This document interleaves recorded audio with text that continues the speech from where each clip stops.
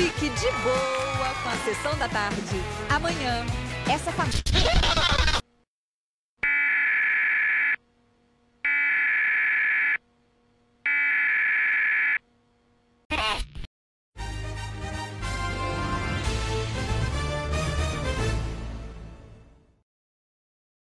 Agora são 14 horas e 10 minutos de domingo, 13 de setembro de 2025, horário de Brasília.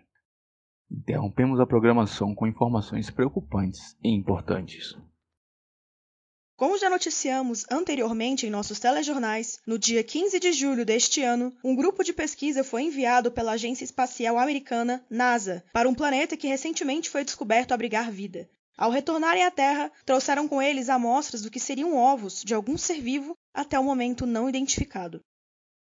Desde então, múltiplos desaparecimentos ocorreram, todos relacionados à expedição da Agência Espacial Americana em uma área que aparenta se expandir diariamente. Estes desaparecimentos foram atribuídos aos organismos recentemente descobertos com a expedição.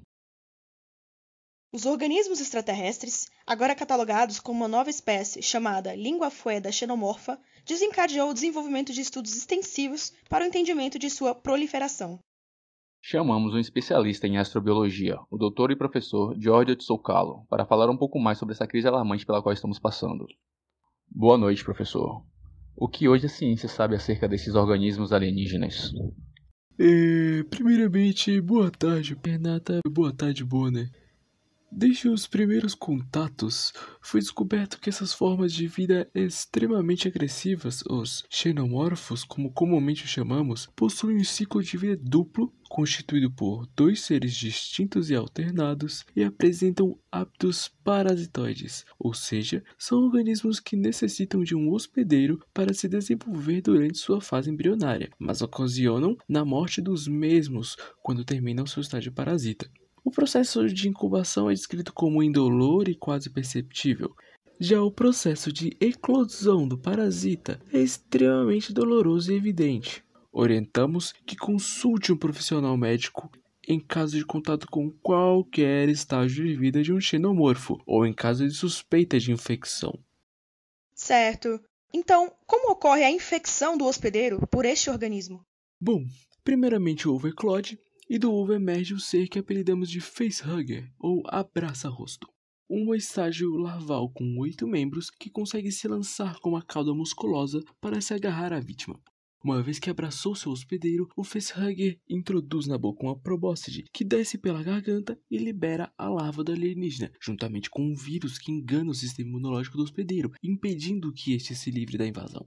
Assim que a larva está totalmente formada, ele abandona o corpo do hospedeiro e perfura seu peito, sendo este estágio do alienígena chamado de chestbuster, ou estoura-peito, matando assim o hospedeiro. A partir daí, o chestbuster se alimenta de qualquer coisa que encontrar e passa por um processo de metamorfose de um indivíduo juvenil para um indivíduo adulto em poucos dias, ou mesmo em poucas horas. A fase adulta é a mais perigosa, sendo capaz de matar qualquer ser humano com extrema facilidade, fazendo com cada vez mais frequência e violência. A reprodução se completa quando os adultos sociais, como numa colônia de insetos, alimentam uma rainha que põe os ovos, assim reiniciando o ciclo. Os pesquisadores já têm uma estatística sobre a taxa de crescimento populacional dessa espécie ou sobre a taxa de mortalidade humana devido aos ataques do alien? Bom, a rainha tem a capacidade de depositar centenas de ovos, aumentando drasticamente a população da espécie. Porém, para a larva se desenvolver e se tornar um adulto, é preciso que um facehugger encontre um hospedeiro para depositar a larva em seu interior. E os ovos de facehugger se mantêm inertes até que um possível hospedeiro se aproxime do ovo. Como ocorre a detecção da presença do hospedeiro pelo ovo, ainda não temos conhecimento, mas está claro que o isolamento total dos ninhos é uma das principais estratégias de combate a esse ataque. Porém, a partir do momento que o alien se torna adulto, a taxa de mortalidade é altíssima.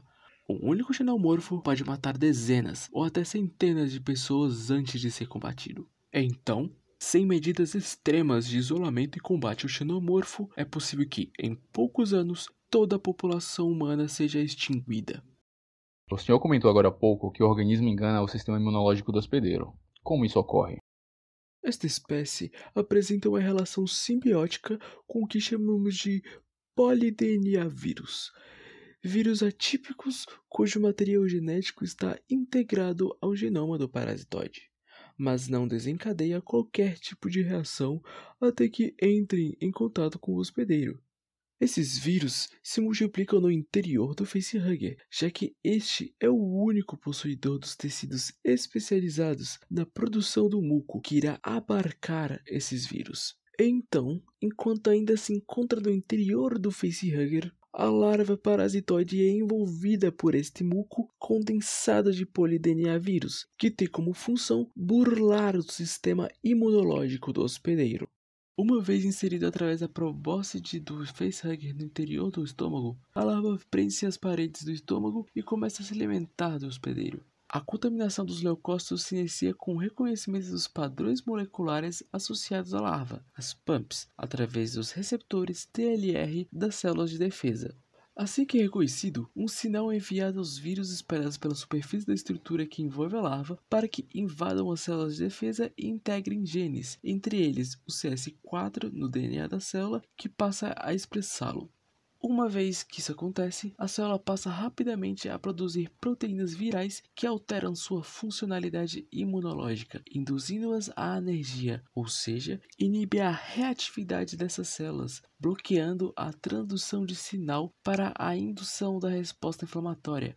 Essa estratégia parasitoide também é vista em algumas espécies de vespas da superfamília Ichneumonidae, que injetam suas larvas parasitoides em insetos hospedeiros, como moscas e mariposas, e possuem uma interação simbiótica com um vírus extremamente semelhante ao que ocorre com xenomorfos. Além disso, a larva do xenomorfo possui uma cutícula que envolve o epitélio, que o protege dos efeitos nocivos do ambiente ácido em que se encontra, muito parecido com a cutícula vista em eumintos endoparasitas do trato intestinal. Certo. Mais uma vez, obrigado por ceder o seu tempo ao nosso jornal, professor. Foi uma entrevista muito esclarecedora para todos nós. Tenhamos esperança que essa calamidade seja resolvida logo. Permaneçam isolados em suas casas e se protejam como puderem. Voltamos à nossa programação normal.